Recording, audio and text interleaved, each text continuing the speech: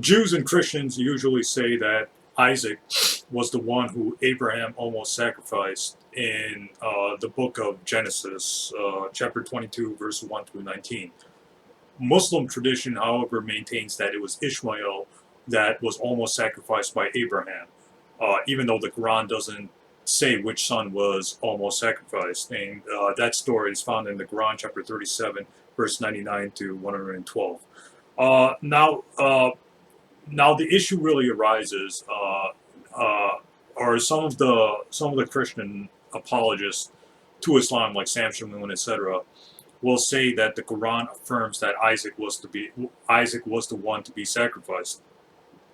Um, but the problem with that, or according to Islam, Isaac was the one to be sacrificed, and the Quran seems to affirm this. The problem is, like I said, the Quran does not say which son Abraham almost sacrificed. So it's misleading to say that the Quran says the Quran says Isaac was to be sacrificed when the Quran itself doesn't name the son to be sacrificed.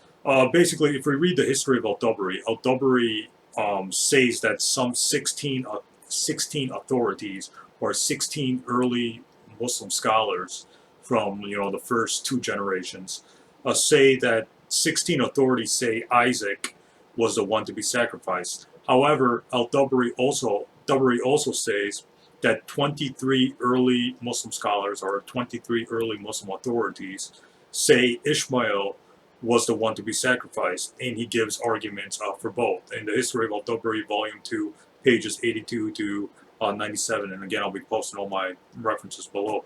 So basically, there are more early Muslim scholars and early Muslim authorities who say that Ishmael was to be sacrificed rather than Isaac, and that's what the Quran is talking about in the Quran, chapter 37, verse 99 to 112. So there are more authorities saying it was Ishmael to be sacrificed instead of Isaac. We read in Musnad Ahmad, Hadith 2794, the Prophet Muhammad said that Ishmael was to be sacrificed, not Isaac. The narration is authentic according to Shaykh Shu'ayb al-Arnaut, Hadith 2794, in the ar-Resala edition of the Musnad. So basically, there is a hadith that Sam Shamoun quotes saying that it was Ishmael, or I'm sorry, it was Isaac to be sacrificed and not Ishmael, and that narration is found in Musnad Ahmad 2658. However, that hadith, and this is what Sam Shamoun doesn't say, is that hadith is considered weak or da'if. In other words, it's not authentic due to the ikhtilat of Iqban Shu'ayb. He used to mix up things and confuse them habitually.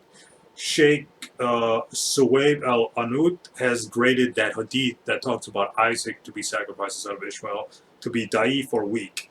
See Hadith 2794 in ar-Resala edition of the Musnad. And again, I'll be posting all my references below. So basically, we have a hadith where the Prophet Muhammad said it was Ishmael to be sacrificed instead of Ishmael in Musnad Ahmad, hadith number 2794. And that hadith is authentic according to Shaykh Shu'ayb al-Arnaut. So then the question really arises, why do the Jews and Christians say it was Isaac instead of Ishmael? All right, so let me just read the biblical verse right now. I'll read it. I should have done that in the beginning, my bad.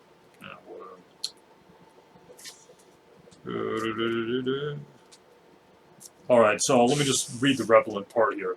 It says in the book of Genesis, and again, I'm reading from the Bible I usually read from, which is the Archaeological Study Bible.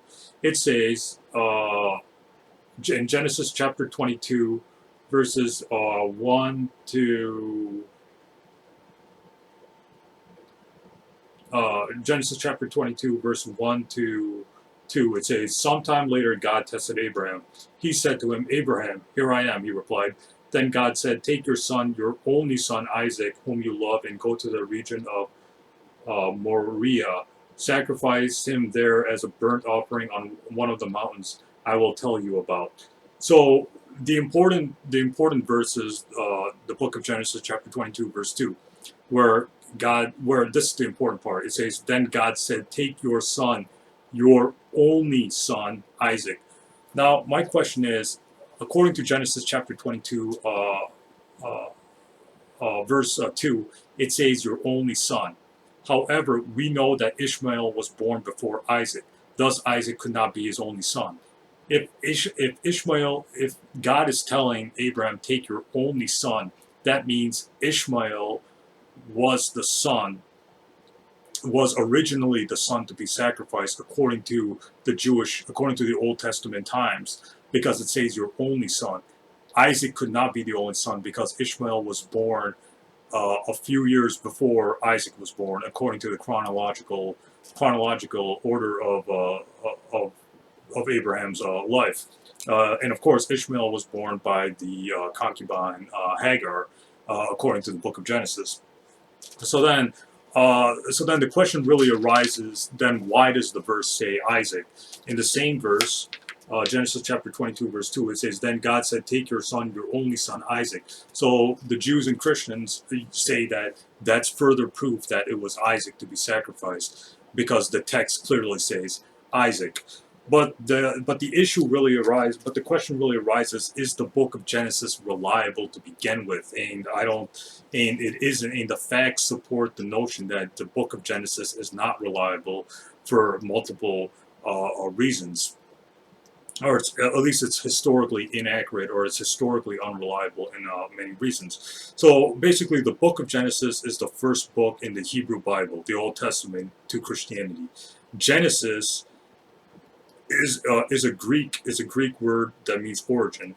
The Hebrew for that word is Beirut, in the beginning. Part of the 5 books attributed to Moses, the Pentateuch or Torah, teachings, law. But Moses is not. But the issue here is that Moses is not internally identified as the author of Genesis. And the book of Genesis does not include any dates. Mosaic authorship of Genesis is just traditional, not claimed by the text. So nowhere in the text does it say that Moses wrote Genesis, or the book of Genesis. Nowhere does it say that. So the book of Genesis authorship is unknown and uncertain, and the sources are unknown too. So there's unknown authorship and unknown sources too. So basically, it's claimed by modern biblical scholars that at least 4 different authors or groups of authors wrote various portions of these books over many centuries, and then one or more redactors, editors, over many years interwove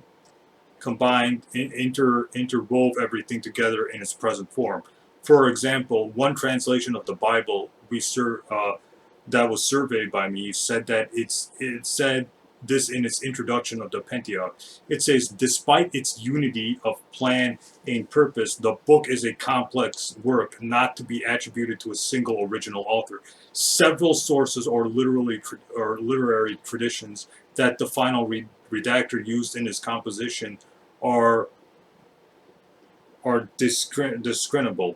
These are Yahwist J, Eloist E, and Priestley P sources, which in turn reflect older oral traditions. And this is found in the New American Bible, page 1. And I'll be leaving the reference below. So this is Jewish or Christian scholars saying these things. These aren't atheists saying these things. So basically, the book of Genesis went through a lot of changes over time, or it's not. The book of Genesis was not one single author writing it. It comes from it's a complex work done by different sources and by different writers, etc. So the writers of the book of Genesis had different sources, etc., etc. So the book of Genesis went through some kind of editorial phrase, etc. So it's possible that Ishmael was known by the Jews to be the son to be sacrificed, and then whoever wrote the book of Genesis later on changed it to mean Isaac. That's certainly possible, because the book of Genesis comes way after the time of Moses, and it's a complex book, or it's a complex work that was